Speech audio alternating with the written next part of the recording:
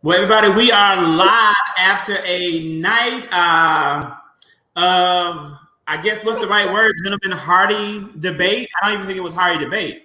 I don't think that we can even call tonight's the first presidential debate hearty debate. What would be the word that you use to describe it, DeAndre? Foolishness. Foolishness. Kobe, what would you call it? I have to agree. This was chaos. And Vince. I have to agree. Chaos is the best word I can think of as well. Foolishness and chaos. A night of foolishness and chaos. I would have to say that I would describe tonight as a night of assuredness and desperation. I feel like we saw two extremes. I think we saw one candidate that was very assured of what they would do for America, and one candidate that was desperate to continue to be in power. But we will kind of, parcel that out through a couple questions. And for all of those who are joining us, welcome, welcome, welcome. We are glad that you are with us. We want you to live comment because that's what's going to keep this analysis strong. So you watch, we want you to put comments in the comment box so we can know what you're thinking and you can engage with us. I want to know, starting with you, Vince, what was your highlight for the night? And while Vince is giving us his highlight, then we'll go to Kobe, then we'll go to DeAndre. I want everybody else out there to also give us your highlight of the night. Vince, take it away. All right. So my highlight for the night would have to definitely go to Joe Biden. I think all things considered, what he was dealing with, the cards that were dealt, which we know and which we've been knowing for the past 3.5 years, but to see it almost tangibly in your face is like, I was just praying more strength on his behalf, because it's like you're dealing with the toddler. So all in all, I feel like he handled himself well. He did what he could. And one post that I did make about 20 minutes ago is that I felt Joe was prepared. He was very accurate and adamant behind his numbers, his facts, his statistics, as well as real life experiences. And when it came to Trump, it was automatic deflection and going for the jugular. So I was very, very pleased with Biden. Hopefully, in further debates, I think he will grow in his strength. But I can just only imagine when you're trying to hold a standard and trying to be presidential. But we heard Joe, he slipped up a couple of times. He was like, "You clown," and "shut up." I was like, "Come on, Joe, let it out. Just come on, just tell him, let him have it." But he did what he could. We're going to go to Kobe. I personally hope there are no more debates. Joe Biden should not do this again. He's wasting time. There is no value. Donald Trump is only going to lie. There absolutely should be no point in another debate. Kobe, what do you think, or what would you say would be, for you, your highlight of the night? When you take a look at it, you had two examples of two different types of people. You had a statesman, and then you had a person who is pretending to be president on TV. I think that Joe Biden came with facts and figures and really talked to the pain that Americans are really feeling right now. He really took a moment to really talk to the camera time and time again, to talk about not their families, but every family that was out here in America listening to these debates who will be affected by the outcome of this election. I think that for me, Biden's overall performance really spoke to how he really sees people, and he sees the pain that we're going through throughout this COVID-19 crisis, and how he's prepared to be, as president, to deal with it and rebuild our economy. And so from there, we go to DeAndre. What would you say would be, for you tonight, your highlight?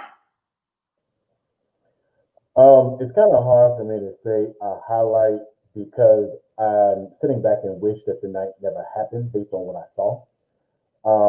Because of the fact that at the end of the night, unfortunately, no one who was not supporting Trump is still not supporting Trump. Anybody who was supporting Trump is still supporting Trump. And anybody who was indecisive are still probably going to be indecisive. And they're probably looking at the foolishness like, why do I want to be engaged in this foolishness based on what I saw? And so as much as I want to say there were highlights, I mean, yeah, and I agree to both Vince and Kobe. I think Biden obviously came with. First of all, I'm giving kudos to his team because his team truly got him focused because he needed tonight to stay focused. He did not need to be off the whim. He didn't need to go too much. He didn't need. I very rarely heard him because a lot of times in a lot of his debates, he'll kind of go off on a tangent and he'll stop and never mind or whatever. Like he did not do that. Like he really found himself to be poised. So though I do say that tonight was a good night, obviously for Biden to show himself, I don't necessarily think it was a good night for America to see. And so I don't necessarily know if I had highlights for tonight. You make a good point. I would have to say though, DeAndre, I do believe that 100%. You're right. I don't think that many of the Trumplican supporters out there are going to change their position no matter what Donald Trump does. And I think that Donald Trump made a choice tonight to really hone in and focus his argument to his base. He was trying to rally up his base, excite his base, keep his base engaged, and he wasn't trying to gain any new voters. That to me is a mistake. Because in every poll, in every swing state, he is actually not winning any of them. He's closed ground in Florida, Georgia, and North Carolina. But who would have ever thought that Georgia would ever even be in play in the first place? So Donald Trump is speaking to his base when he really should be trying to appeal to independents. This was a chance that Donald Trump had to be even keel, to be presidential, to show that he was in control. Unfortunately, he didn't even illustrate that he was in control of himself, let alone being in control of the country. And I think that came across. I do believe that there are a number of undecided voters out there who are watching carefully, who want to vote for either Donald Trump, many of them do, or Joe Biden. And I'm talking about our elderly voters. Elderly people watch tonight's debate. And I think I had a glitch. Am I still there? And I believe that tonight, Joe Biden won those elderly voters over. I would have to say for me, the highlight of my night was not only the constant reference back to the COVID-19 crisis and the disastrous work that Donald Trump has done to bring this country down, but it was the continuous ownership of Vice President Biden for the American economy. Donald Trump has used the economy as his number one talking point since he's been elected. And he claims to be the jobs president, but he is not the jobs president. He's a job killing president. President Barack Hussein Obama, with Vice President Joe Biden, created a platform and a foundation for American jobs. They had more growth in their last year than President Trump has seen in any of his 4 years in office. And I'm so thankful that Vice President Biden was able to bring that to the table. And for me, that truly was the highlight. I can't say that tonight had any winners or any losers because I feel like, agreeing with DeAndre, we all lost. Everybody who watched tonight's debate, we all lost. We lost hours that we can't get back. Gentlemen, as you guys have seen in your social media feed, what are some of the things that you're seeing from your friends on social media? Do you feel as though any undecided voters are going to make any moves? So DeAndre said probably not. I said they will. Kobe, Vince, what do you say? I mean, nothing new. I mean, we knew that when the moderator who really tried to rein in the debate several times, I think that when he asked him very point blank, I want you to condemn the white supremacists, he just would not do it. And that's what my social media feed is really talking about right now, about how you have a president ask directly a question about racism and race in this country, and you can't give us a solid answer. I think that was just telling about who he is as a leader and what he plans to do by exciting his base, getting them riled up with these dog whistles. Yeah, for me, a lot of my social media followers and timeline hasn't even been people talking about the facts or talking about the policies or protocols or anything like that. It's just been around the sheer foolery that we've watched. And to your point, Zachary, the fact that it seems like President Trump can't even control himself. It was very toddler-like. I just felt like like somebody mama was about to come on stage and like jack them up. Like, you know, like my mama used to do me when I was, you know, misbehaving or being unhinged or what have you. So that's pretty much what my timeline is just going in on, just how unpresidential, unprofessional, just the low blows and just all the oh god, it was just a mess. So yeah, unfortunately no one is talking about the policies and stuff like that. It's just all about bad behavior. You know, I agree. We're going to take it to Twitter. So I was going through tonight in preparation for our discussion, and I was pulling some of the tweets that were not from famous people, but, you know, everyday people, and some highlights that they had. Chris just made some good points here. Is that number one, he said the president also didn't do the most important part. You keep trying to allow the Republicans and not everyone to win. I really feel, gentlemen, that sometimes President Trump thinks that he's the president of the Republican Party and not president of the United States. I also enjoyed when Joe Biden said, I will be America's president. And that's what President Obama did. Constantly people are complaining about what President Obama didn't do for black people. President Obama didn't have the luxury as a black man of being able to focus on black issues, because that's not how America unfortunately works. They never allow there to be a focus on just simply black issues.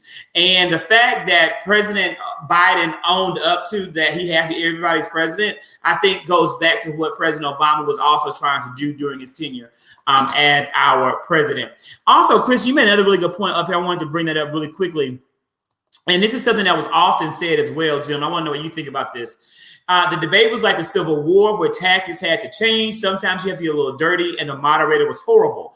Many people in social media felt that Chris Wallace did an awful job of moderating this debate. What I want to know from you, gentlemen, is do you think that Chris Wallace did a bad job? And if you do, who would have been a better moderator? I also want to know from those of you who are watching along with us, who would have done a better job of moderating this debate? Or do you think Chris Wallace did as well as could be expected?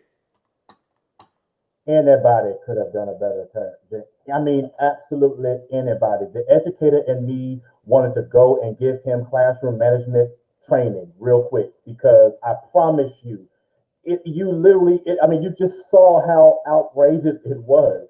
And so, no, I don't. Now, mind you, I will say, this man said, leading leads. I have my thing with it was, and just for me, one of the things I would have said, because of the fact he's a moderator, I know that was interrupted.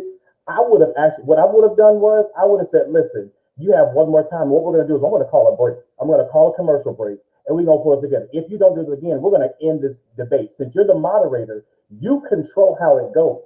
So I would have shunned down a break, because he told it, he had his moments. And I think what Fox, I don't know what Fox's motives were, but you also could understand, we know that Chris Wallace and Donald Trump aren't, they don't see eye to eye. So it's almost like Fox set him up, if you will. I kind of feel like Fox set him up because that he has an issue. So anybody could have done a better job, but I do think that it was just absolutely horrendous.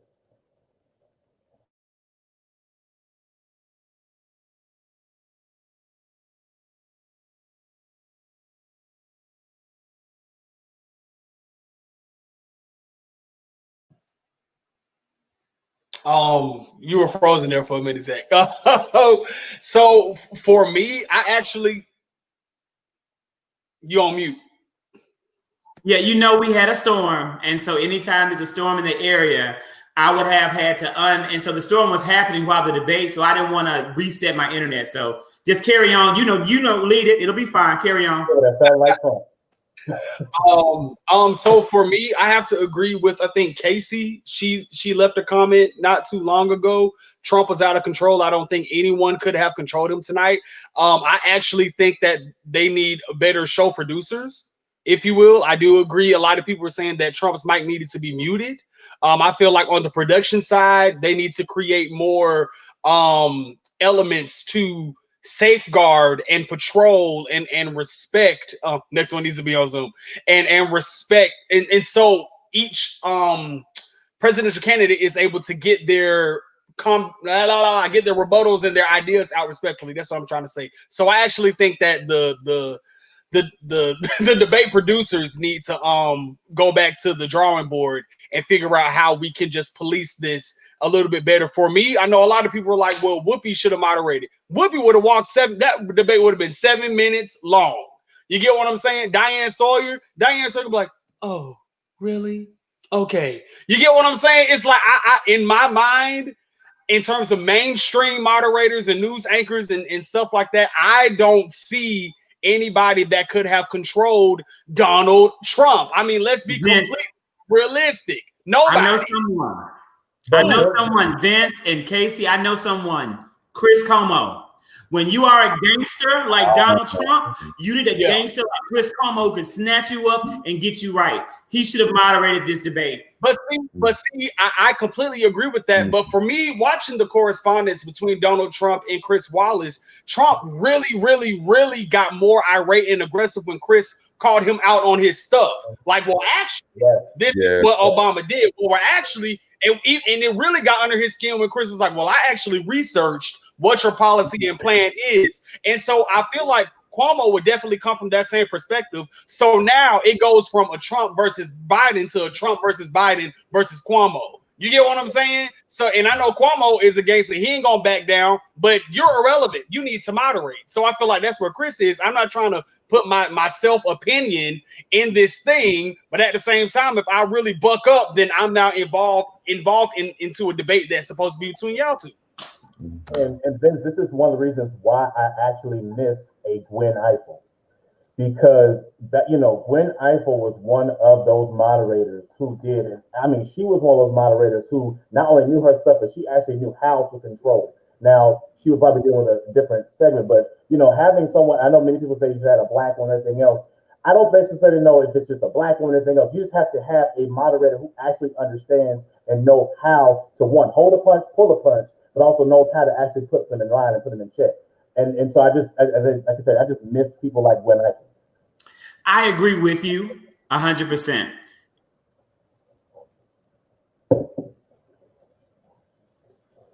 Okay, I think, did I come across when I said I agree 100%? Yes. And one thing, Sean said that he feels Andy Cohen could do it. Now, Sean, Andy Cohen probably does. I'm not gonna even attack Andy Cohen. I don't even know if Andy Cohen could have broken up the fight between Candace and Monique that happened this past weekend on the Real Housewives of Potomac. And for the record, I want everyone in this world to know that Zachary Kirk loves and endorses Candace Dillard-Bassett. She's a former student of mine, and I will ride for her for the rest of my life. She's a sweetheart, a sweet woman, and Monique should be fired up the show. Also, someone said on the Monique is trash, Vince. Monique is trash. Someone also said that Tiana, Tiana, we ride for Candace, as you know, and that was one of Candace's classmates as well, Vince. And so also someone said on here that Nene Leakes would not be able to pronounce half the words that were mentioned tonight, let alone moderate the debate. So let's now go over into the Twitter highlights that we have. And highlight number one, and I'll pull it up. Why don't you read this one for us? Go ahead and read it for us, Vince.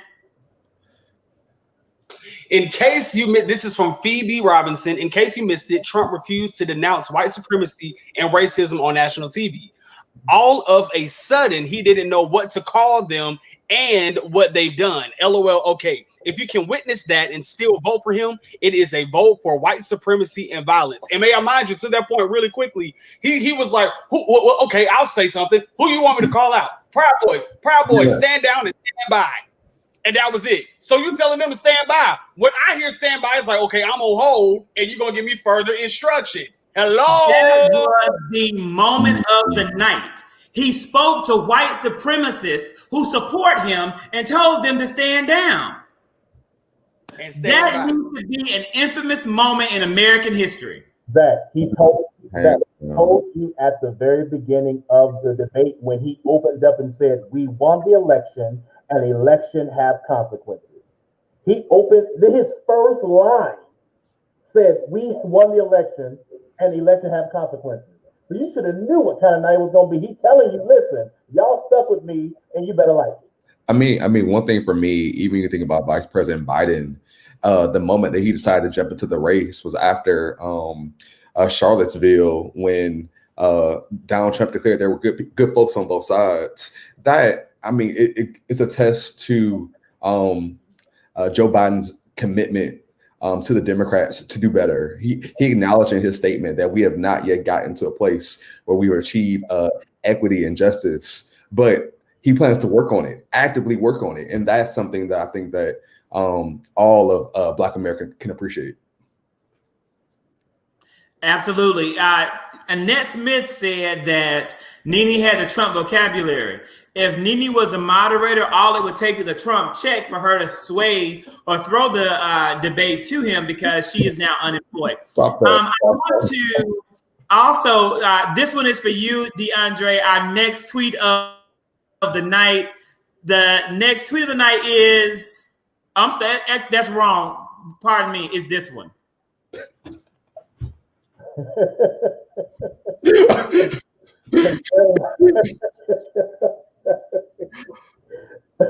Condemn white supremacy or draw 25 cards.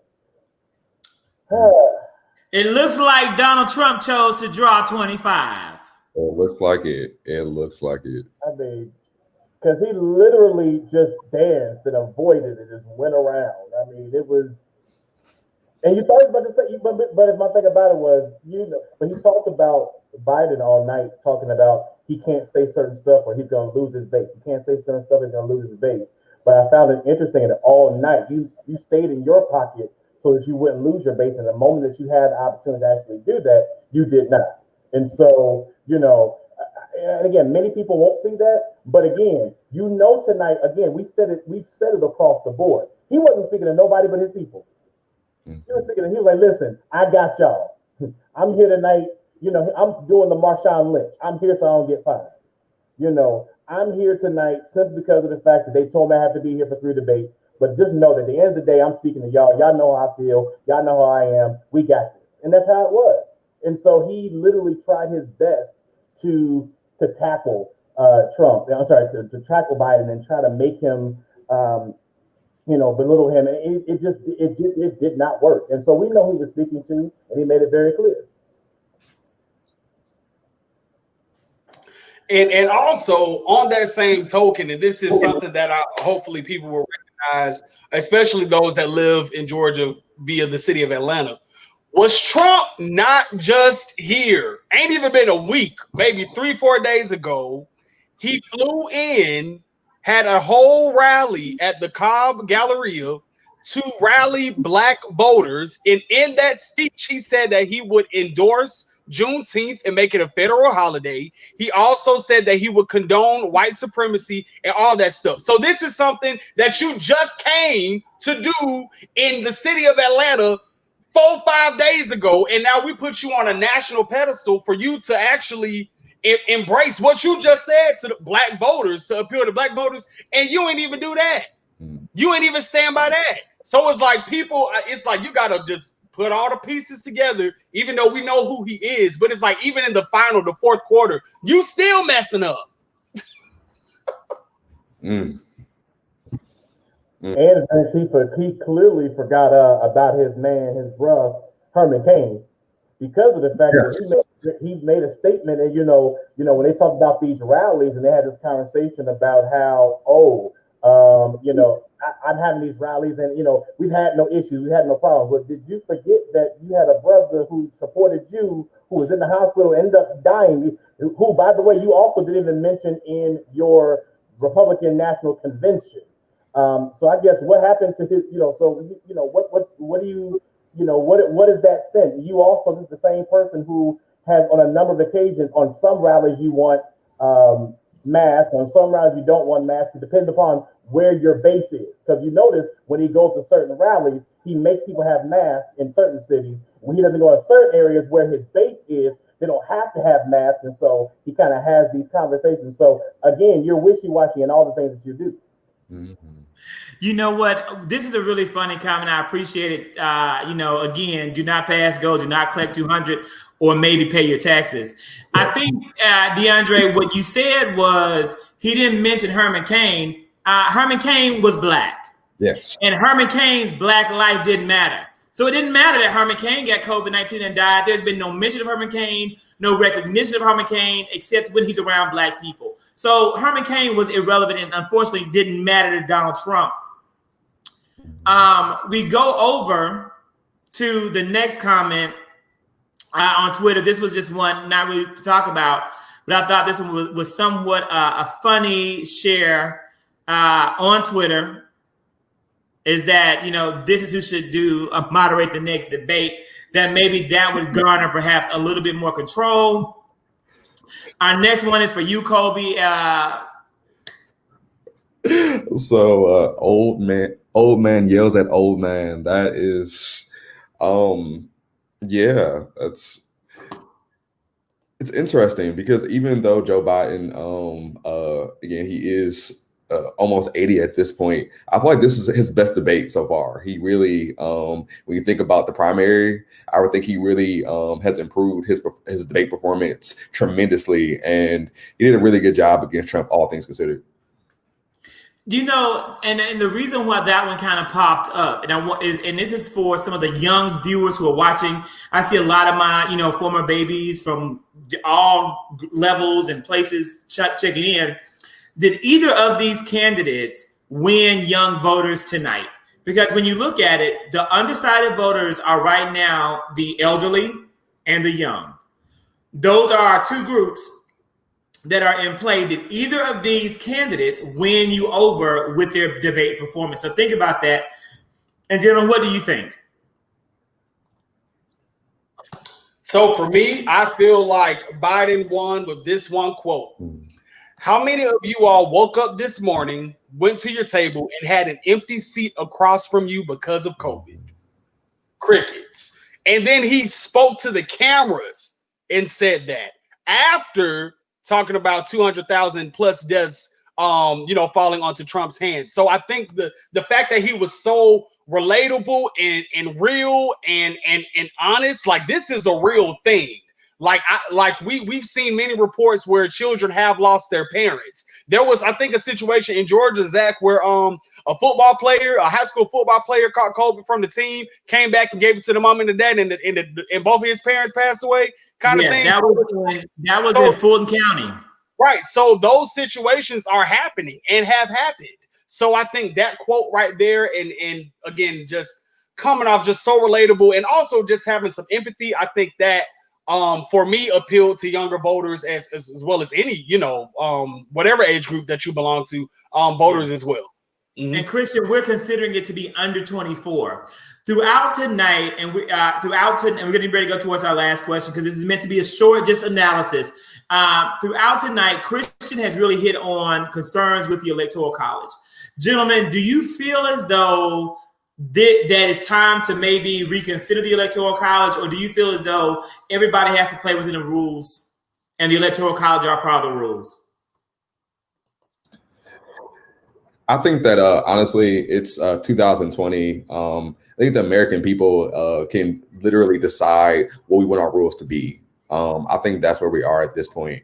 And if the majority of Americans, again, approve a Congress, approve a Senate, and it gets Joe Biden in that White House, I think we have a great opportunity to not change the rules to benefit us, but to make it fair for everyone. I think that's the key here. Every voice needs to be heard, and the Electoral College, unfortunately, has a lot of flaws that doesn't allow for that to happen. And let's explain what one of those flaws are. Because of the fact that the Electoral College, the states don't necessarily have to follow the actual rules of the votes of the popular vote in that state. So what can happen is the president can actually solicit the governors and the people in the elected officials in that state to actually vote based upon how he wanted to. And so the Electoral College still has even its a rigging system within itself. And so it does not fully, the Electoral College does not, in essence, fully represent the full electorate of the people in the actual states. And you're talking about, at the end of the day, you're allowing certain states, if you will, determine the factor of who is become president or not, whether it being that every vote counts. Because now we start talking about, if my vote really matters, why does my vote feel like it's 2% less than the vote in California? Or so if my vote matter, why does it feel like my vote doesn't, if I live in Iowa and I live in North Dakota, or if I live in Montana, why does it feel like my votes don't matter like the one in Ohio or Michigan? So we have to be very clear that this electoral college should not be the determining factor when it's the American people who are consistently determining who should be the president for them. Let it be that and go about it. And the popular vote says it. Why is a person winning the popular vote but not winning the electoral vote? And so that becomes an issue that we run into. Yeah, I have to agree. I love that the way that you just broke that down, DeAndre. I think that that definitely needs to go be presented in somebody's case in the near future. For me, I just feel like the Electoral College needs to go. The way we choose Supreme Court justices need to go. All of the stuff. Like it's clearly a time for, if not a reset, what's the word that Joe Biden used? A reimagined. Let's use that word. A reimagined America, a reimagined Constitution. What had happened was, it's not what is. Okay, what had happened was, when you had our colonizers, and it was nothing but the Mayflower and Plymouth Rockers and all that stuff, the 13 colonies. That is not how it is in 2020. And I understand that the Republicans are very rooted in them being the grand old party. Well, old needs to be out the window. Okay, we have to embrace the new, we have to embrace change, and we have to embrace representation. And like I said the other night, Zach, that is why I really appreciated the DNC. Representation. You had every color, creed, ethnicity, background represented, all 4 or 5 nights of the DNC. We go to the Republican Party, white people, and you're talking black folk. Not even other, no Asians, no Hispanics, no Native Americans, none of that. You get what I'm saying? Like, we're not the only minority group that matters. You feel me? So yeah, I just think it all needs to be reimagined. We're gonna answer this question. We're gonna talk about this in one moment, Dennis, because actually this was a debate in my household tonight. But I want to say that, and I know many people are everyone seems to be opposed to the Electoral College. I'm actually not. I believe that the foundations of our country exist to maintain stability and balance, and they have maintained the American democracy. I do not feel as though we should change the rules at any given time for any given party or for any given place. Even if Donald Trump wins in 2020, which I know he will not, but even if he does, the Republican majority in this country will not persist because it doesn't exist anyway. The popular vote is overwhelmingly Democratic across the United States. We must still have representation from people based upon where they live and the needs of their area. And that's what the Electoral College really does provide.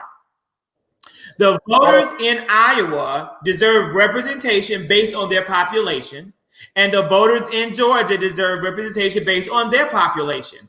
Although your president is now undermining the census efforts as well as the United States Post Office, so you may not have adequate representation anymore, but that's why the system exists. And Gail said when the Electoral College was created, people were not educated.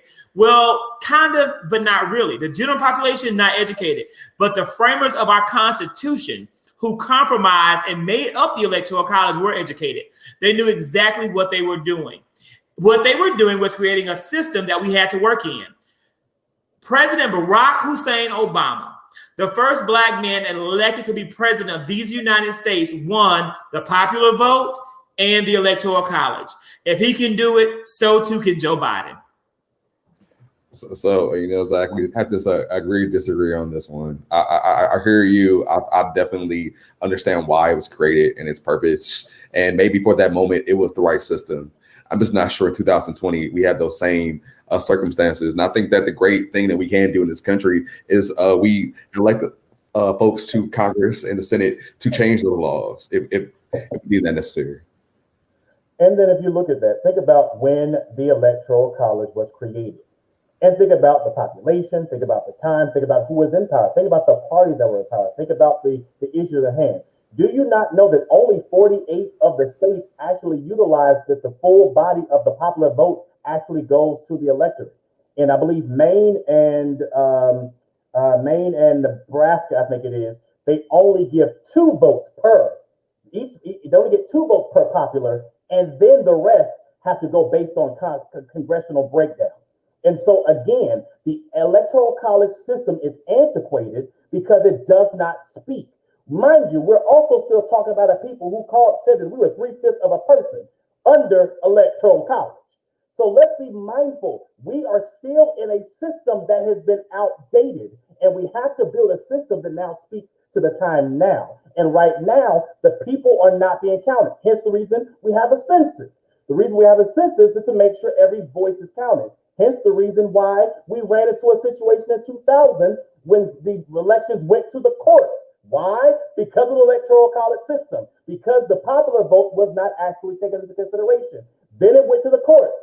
When it went to the courts made the decision. Now we could potentially run that same situation again because you now have a president who's now about to make a 6-3 split on a court, which he's going to fight to send it to the court system. All because we have an antiquated system that does not speak for the people, by the people, but it speaks for the people who make the decisions that we call our government.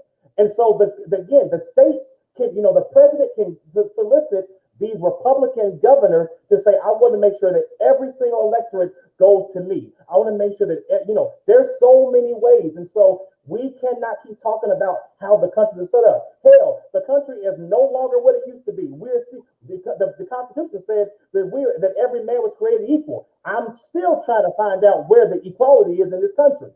So again, at the end of the day, it's beautiful that we had a system set up. How it be soever, if the system does not support all the people that it was intended to support, then we have a system that has been failing the people. And so again, then you wonder why these young voters are saying, do I still want to vote for a person, or do I still want to participate in a policy or participate in something that does not represent me? And what you're telling them, Zachary, is this system was built, but it may not necessarily be built to fully support you. And so we have to be very careful about the narrative that we put about how great the electoral college is, and we maybe just come together and say, maybe we need to have a better conversation about how we address this, how we look at this process, how we move forward. And that could happen in this lifetime, but we have to be realistic about where we are. That's a good point. It is, and many people do agree with you. I know I'm in the minority when I say, again, I believe in working within the confines of the United States Constitution. I believe it. One thing that was brought up in my house tonight was a debate around the upcoming vice presidential debates, and whether or not this would help or hurt the Biden-Harris campaign. I think there's no question about it that Senator Kamala Harris is going to do a phenomenal job debating Mike Pence. She made Justice Kavanaugh and Justice Gorsuch both made Justice Kavanaugh cry, made Jeff Sessions cry. She's a phenomenal, skilled orator. Do you think, though, that when she debates Mike Pence, that she could come across in a way that would turn some voters off, particularly white voters? When I think about go ahead. When I think about vice presidential debates, I think about really actually Joe Biden, his 2012 performance against Paul Ryan. I think that it was an opportunity to see a seasoned statesperson talk to someone who is not worthy to be vice president. I think that you'll see the same thing a week from now with Senator Harris when she's debating the current vice president. I think you'll see two stark differences when you think about leadership. And I think that the American people really want that. They want to see that fire. They want to know that this administration will go to bat with for us, not only against the Republicans, but also on the global stage as well. And I think that Senator Harris will definitely show that. Yeah, I'm extremely excited about this upcoming vice presidential debate. We all have seen countless times and countless occasions where Senator Harris has done a phenomenal job. The thing that I don't want to say concerned about, but what I'm curious is, often interviews that either Biden or Harris has had prior to this first election, the interviewer is always like, well, you two haven't really aligned a lot in the past. And we saw that Chris Wallace threw that Harris question out to Biden tonight as well. And it was a little fumbly-ish on Biden's end. I'm just going to be real, call a thing a thing. So I'm just really curious to see how she sort of embraces that, and if her replies in the event that type of question, comes across her lap, how she would just sort of handle that, because that is a sort of gray area. Which question, Vince? Huh? Which question? When I don't remember verbatim what the question was, but Chris was like, you said da, but Harris took it further and said da. Do you agree with what Harris has said? And Biden, was like, that kind of reaction to it. So I'm just curious about that. And again, I love Senator Harris. To be honest, I even feel like her performance during the Democratic presidential debates could have even been stronger, because sometimes she can sort of deflect and go around the loop when she wants to as well. So I'm hoping that in her training time, which hopefully has been happening thus far, she'll sort of be more equipped and can consistently bring that fire that we know she can. And Zachary, before we move on, because of the fact I did see that Charles did make a statement, and again, you know how I feel about words. Words matter. And he said that the electors always vote with the popular vote of their state. 1948, there was not an elector who did not. 1956, there was one who did not. 1960, there was one who did not. 1968, there was one who did not. And 72, in 76, in 88, 2000, 2004, and 2016. So again, we have to be very careful about the words that we use, because not all electors, because they call them faithless electors. And so we have to be very careful about the narrative that we put out there. So if we're going to speak truth to power, let's make sure that we're speaking it across the board. So yes, no, you're not talking about all of them, because you said that they always. And so if we're going to say that they always do it, then we have to be very clear that we say, for the most part, the electorate's vote. Faithless electors, but again, faithless electors are still not always. So now you're going back and you're saying, well, faithless are few far between. At the end of the day, I just don't want to, I'm one of those individuals that I never want to give people the ability to call us out on our crap when we don't call them out on theirs. And so I just want to be very clear that when we put words out there and we're saying they always vote, that's not true. We want to make sure we're educating people, because people come back and watch these things. And so we want to make sure that we're educating people and letting them know that they don't always, and they have the authority and the ability not to have to. And so this should be very clear. I just want to make sure that you put out there. So again, Charles, we've been on the live before, and I love you, brother, but you're wrong on that one, and I'm going to let it be that.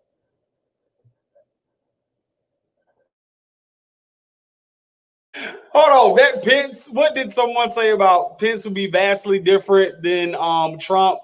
He'll be quieter, or what have you. Yeah, I don't know if anybody know what that means. I don't know if it real quick. I don't know if anybody saw that that rally or something Pence recently did when Kamala was nominated. Was asked to run with Joe, and he was like, Kamala Harris wants to take all the red meat away. Well, guess what? She's not going to control America's meat. And the crowd was like, what? So I feel like Pence is going to be a night of things that will never land. Like, it just is going to fly over everyod's head. Pence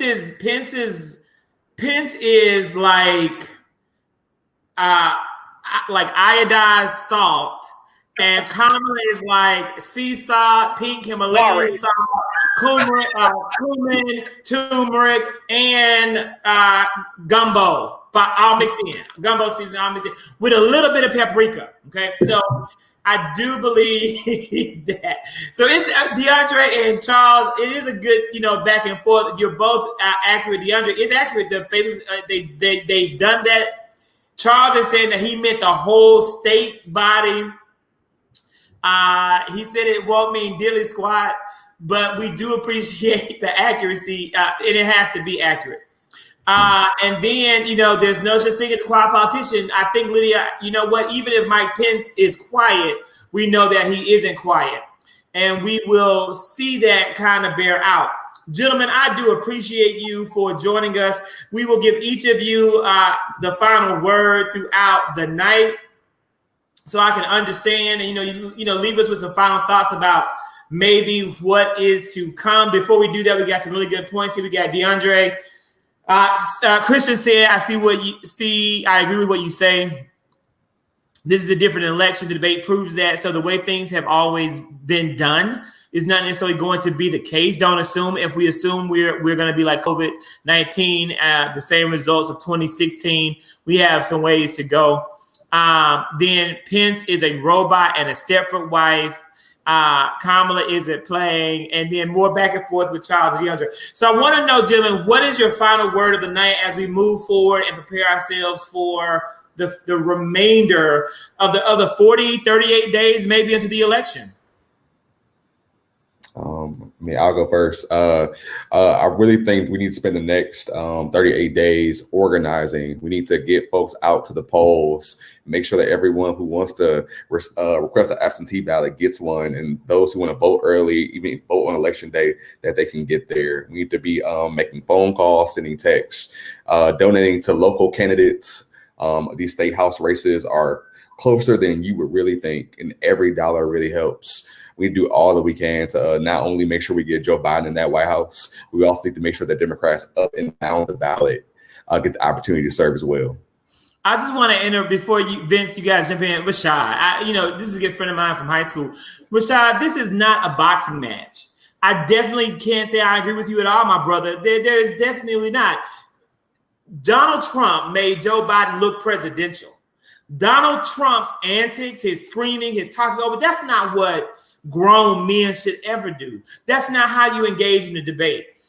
I promise you, I haven't seen any responses yet post-debate on Twitter, but I can almost guarantee you that the majority of Americans in this country are going to say that Donald Trump embarrassed himself really bad tonight. So I can't agree with that, Rashad. And just Charles gives us his last word. Every state in the history of the electoral college is assigned its electoral votes to the winner of the popular vote of their state. One or two electors didn't change that outcome one iota. Shout out to all the men of iota Phi Theta.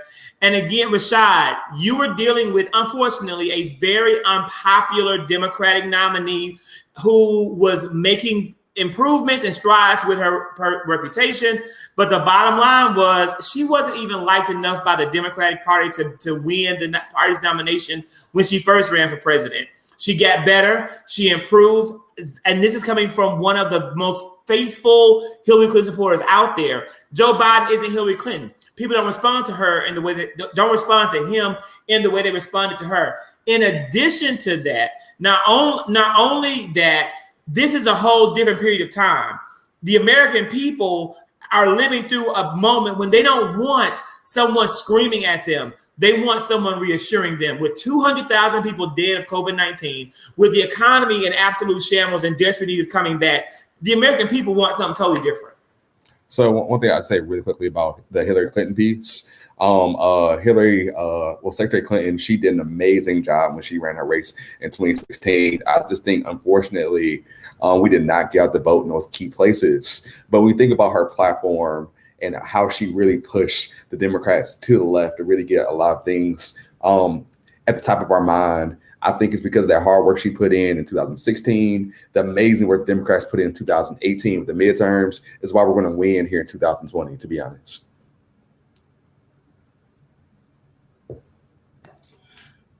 Cool. Well, Zach Ivor, thank you so much for allowing me on your platform. Thank you, 1000%. Again, for having me. My final thoughts of the night is just like Colby said, I feel like we have to now get outside of our own box. Of course, I feel like all the gentlemen and maybe people in our close circles know, okay, I'm going to the polls. Well, now we have to do our due diligence in connecting and contacting people that may be those sway voters, maybe those independent voters that are still having a trouble deciding, and really trying to do your best to just convince and encourage them to vote. Of course, to vote. We know who we want them to vote for, but most importantly, to vote. So I just want us to, again, get out of our way. I think a great analogy I put is, y'all know when Thanksgiving and Christmas hits, all those group text messages come out of nowhere. You on a text message chain with 30 numbers that you don't even know. Let's start sending them back out and saying, hey, are you registered to vote? This is where you can vote. Educate yourself on how to vote, and please vote. And let's go together. Now, Rashad, look, you are from the same great state of Mississippi as I'm from.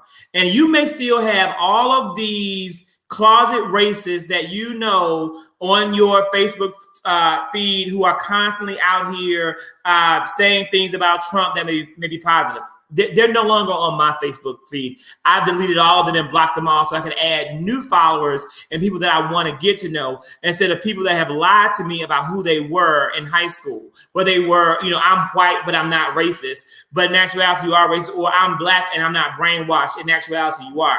I promise you this. This is a clear sign of the times, though, my friend. The state of Mississippi is not deep red. Alabama is deep red with a very large number of people supporting Donald Trump. Mississippi is slightly moving towards being in play. The fact that Mississippi is in play and that Mike Espy has a chance of winning the states, becoming the state senator from Mississippi, the senator from Mississippi, is a clear sign that Donald Trump is in deep trouble. Georgia, South Carolina, these states have never been in play before in the last 20 years. There is definitely signs that Donald Trump's 4-year-ago message, it's not working. And DeAndre, last word goes to you, my friend. So again, as Vince said, I am appreciative of always coming and joining amazing minds. I've been on a ballot before. Kobe has worked with some candidates who, and we've been on the campaign trail again and seen some of these candidates who were not as successful in essence, in the position, but not necessarily not successful in their message because their message was clear. But one of the things that we have to continue to remind people is, even though we saw what we saw tonight, elections are still local. Elections are still statewide. We still need our people here to do the work. We have 2 senators who have an opportunity to go. You're talking about sending a president to Washington. Okay, cool. But he needs some help. So you have to make sure you're careful. I'm not telling you who to vote for, but Angela King, who you need to take and up there in DC. I'm not telling you to vote for, but I don't know if you need to be taking up the 2 running against Ossoff and Warnock. I'm not telling you to vote for, but you need to be very mindful of people who deliberately don't care about your issues. And being someone who's been on a ballot before, who were people who did not necessarily have a message, but because they had money, or because of the fact that they were able to speak louder, doesn't necessarily mean that that's the best. And so we have to make sure that we're doing our job to educate people. Zach has said it on a number of occasions. Use your platform for something good. For these next couple of 40-some odd days, you need to be putting something every day, educating your platform, educating your people, putting something out there. I was getting ready to actually put out there the map across the state of Georgia where you can drop your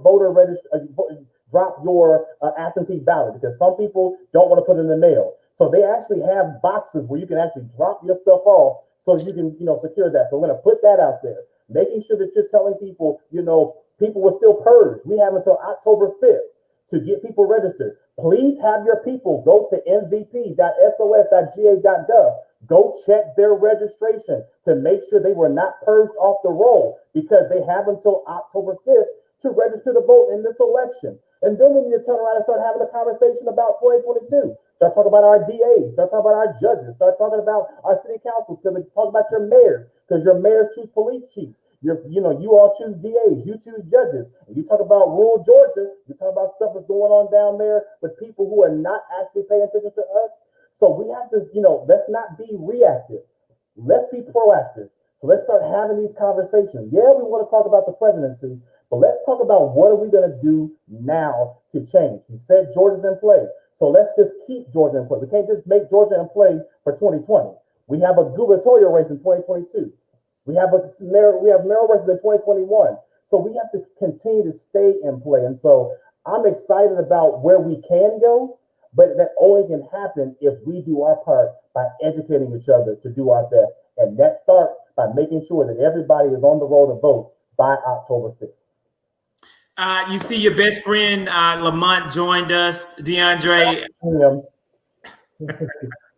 And so with that being shared, Lamont, you can always replay this. The benefit of a live cast is that you can go back. You can literally tomorrow, if you have to drive to work, hopefully you can work from home. But if you're driving to a job, you can listen to it in the car on your Bluetooth, rewatch, not watch, but listen. It's always better to do so. Thank you to everyone who joined us. Gentlemen, have a great night and a great rest of the week. We will reconvene soon. Thank you, Dr. Woodson, my friend.